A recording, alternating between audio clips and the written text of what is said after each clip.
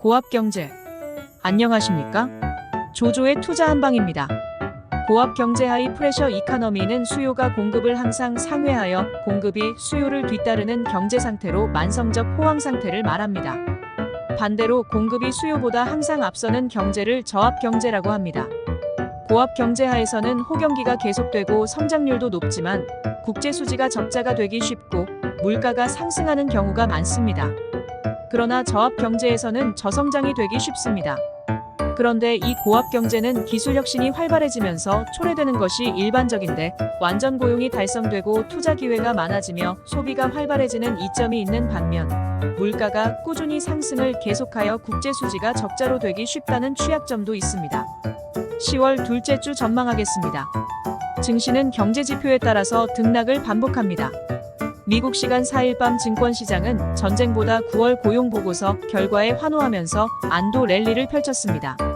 다우존스 지수는 전거래일보다 341.16포인트 0.81% 상승한 352.75, S&P 500 지수도 51.13포인트 0.9% 오른 5,751.07, 나스닥은 219.37포인트 1.22% 상승한 1,837.85에 마감했습니다. 경기 침체를 우려하던 미국 경제는 더 높이, 더 멀리, 더 안전하게 활강하고 있습니다. 9월 예상보다 큰 폭의 금리 인하를 단행할 만큼 고용시장이 위급하다는 경계 심리가 작동했지만 수요는 서프라이즈 수준이었습니다. 이날 미국 노동부 고용통계국은 9월 비농업 일자리가 전월비 25만 4천 명 증가한 것으로 집계됐다고 밝혔습니다. 다우존스 전문가 예상치 15만 명 수준을 크게 상회하였습니다. 9월 실업률은 4.1%로 전월보다 오히려 0.1%p 낮아지면서 경기 연착륙에 대한 기대가 커졌습니다. 다음 FOMC 공개시장위원회에서는 다시 25bp 인하의 수준으로 긴축 완화에 나설 것으로 예상됩니다. 이날 엔비디아 1.68%, 테슬라가 3.91%, 아마존이 0.5%, 넷플릭스 1.83% 등 기술주가 좋았습니다. 중앙은행의 지난달 빅컷이 시의적절했다는 평가와 함께 중소형주 지수인 러셀 2000도 1% 이상 상승하면서 시장 전체의 투자 심리가 살아나면서 견조한 상승세를 이어갔습니다. 원유 WTI 선물은 이날도 0.9%포인트 상승한 74.38로 마감하면서 주간 상승률이 9%에 달했습니다. 이란이 이스라엘에 180기의 미사일 공격을 감행한 이후 큰 피해는 발생하지 않았지만 미국과 이스라엘은 보복 공격의 타깃과 범위를 두고 이견을 보이고 있습니다. 이날 조 바이든 미국 대통령은 이란 핵시설에 대한 보복은 물론이고 그보다 완화한 대상인 석유시설에 대한 공격 역시 1년간은 보류되어야 할 것이라고 지적하면서 이스라엘의 자제를 촉구했습니다. 골드만삭스는 이스라엘이 이란 석유시설을 공격할 경우 국제유가가 현 수준에서 다시 배럴당 20달러가량 치솟아 유가 $100 시대가 다시 찾아올 수 있다는 전망을 내놓고 있지만 이스라엘이 미국의 의사를 묵살하고 이란에 대한 대대적인 보복 공격은 쉽지 않을 것입니다. 저 조조가 누누이 강조한 대로 시장은 항상 비관과 낙관에 사로잡혀 있습니다. 선과 악, 악마와 찬사이들 대립적인 사상이나 사물들은 동일한 재질의 양면에 불과합니다. 그러나 비관을 선택한 자들의 결과는 매우 참담합니다. 특히 주식시장에서 그 결과는 그야말로 지옥과 천당입니다. 가령 4일 우리 시장에서 중동전쟁과 미국 고용보고서 악화를 전제로 풋옵션 매수나 코스피 인버스 EX, 3X의 포지션을 건 투자자는 다음 월요일인 7일 계좌는 반토막을 넘어서 30%로 줄어들 것입니다. 하여 인버스나 하락장에 함부로 베팅하는 것은 아닙니다. 하락장에서 얻는 수익보다 상승장에서 얻는 수익이 훨씬 큽니다. 하락장에서 100% 수익을 올렸다면 상승장에서는 1000%, 10000% 수익도 올릴 수 있습니다. 역사적으로도 개개인의 인생사에서도 낙관적인 사람들이 항상 승리했습니다. 주식시장도 이러한 흐름의 연장선에 있습니다. 물론 작금의 위기도 만만치 않습니다. 3대 고용지표 중 취업자, 실업률은 좋았지만 임금은 예상보다 올랐기 때문에 인플레이션에 대한 우려는 아직 완전하게 거치지는 않았지만 3개 중 2개가 좋으면 낙관을 유지하는 태도가 옳습니다. 전쟁도 마찬가지입니다.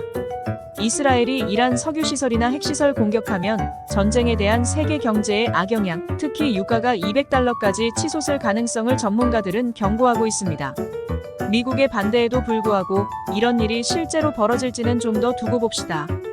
이제 우리 주식시장 이야기를 해봅시다. 투자자들의 관심사인 금투세는 이제 민주당 지도부로 넘어갔습니다. 이재명 대표가 자신이 정계를 은퇴하면 개미로 돌아갈 것이라면서 유엔해지 폐지를 시사했습니다. 조만간 이렇게 결론 날 것 같습니다.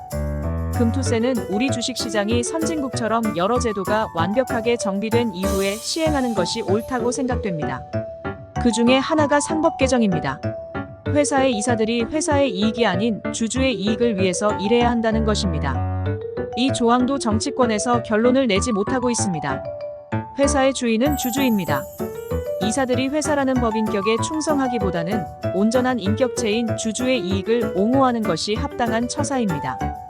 과감한 제도 개혁으로 MSCI 선진국 지수에 편입이 되어야 한국 시장을 떠난 투자자들이 돌아올 것입니다. 정치권의 부단한 연구와 노력으로 자본시장 선진화의 돌파구가 마련되길 기대합니다. 이번에는 말도 많고 탈도 많은 삼성전자 이야기를 해봅시다. 전날 삼성전자는 1.14% 하락한 66,600원에 마감했습니다. 외국인과 기관이 각각 520만 주, 110만 주 매도하면서 주가 하락을 부추겼습니다. 외국인은 9월 한 달간 8조 6,209억 원어치를 순매도하고 주가 하락 방어를 하던 국내 기관들도 매도세에 동참했습니다. 이에 주가 순자산 비율 PBR이 1.04배로 역사적 저점 수준까지 내려왔습니다. 한때 30%에 육박하던 삼성전자 시총 비중은 이날 기준 19.2%로 2019년 1월 8일 19.0% 이후 약 6년 만에 최저치로 떨어졌습니다. 외국인 매수세가 SK하이닉스로 쏠려 두 기업 간 외국인 보유율 또한 역전되면서 지난 2일 기준 SK하이닉스의 외국인 보유율은 53.97%였고 삼성전자는 연중 최저인 53.75%였습니다. 삼성전자의 주가 회복 없이 코스피 상승은 쉽지 않아 보입니다. 극단적으로 전망하는 일부 유튜버들은 삼성전자가 2030년에 망할 것이라는 성급한 보도를 서슴지 않고 해대고 있습니다. 이런 이야기가 들리는 것을 보면 삼성전자의 주가가 바닥 신호를 보이고 있다고 봐야 합니다. 그렇다고 비자 반등이 이루어질 것 같지는 않습니다. 미국과 중국이 공격적인 금리 인하로 글로벌 시장이 고압 경제 하이프레셔 이카너미에 마주하면서 미국, 중국, 일본 증시가 환호하고 있지만 우리 시장만 맥을 추지 못하고 있습니다.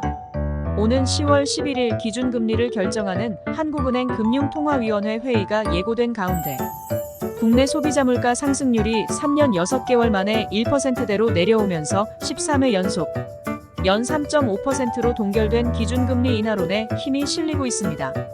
글로벌 고압 경제 상황에서 자본시장으로 돈이 쏠릴 수밖에 없으며 이는 주식시장의 상승으로 이어질 것입니다.